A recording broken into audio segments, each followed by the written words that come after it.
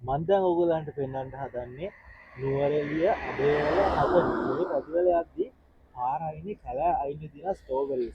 ඒ කියන්නේ ඉතින් වයිල්ඩ් ස්ට්‍රෝබෙරිස්. හරි ඒවත් ස්ට්‍රෝබෙරි වගේම තමයි ඒවත් පාරම ලස්සනයි guys. මම ඔයගොල්ලන්ට දැන් පෙන්නනවා මේ තමයි ඒ වයිල්ඩ් ස්ට්‍රෝබෙරිස්.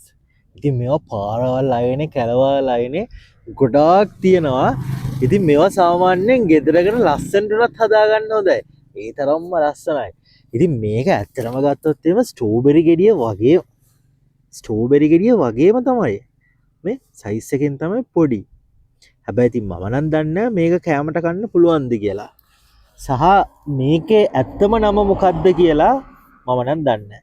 ඉතින් දන්න කෙනෙක් ඉන්නවා නම් ඔන්න මැසේජ් එකක් දාන්න මේකේ තියෙන ඇත්තම නම මොකක්ද සහ මේක කන්න පුළුවන්ද කියලා. මම නම් හිතන්නේ මේකට කියන්නේ වල් ස්ට්‍රෝබෙරි. මම දන්න නම ඒක තමයි. ඒක නම් මාරම ලස්සනයි. මෙතනම තියෙනවා ගෙඩි 100කට වඩා. එහෙනම් ගිහින් එන්නම්. බයි.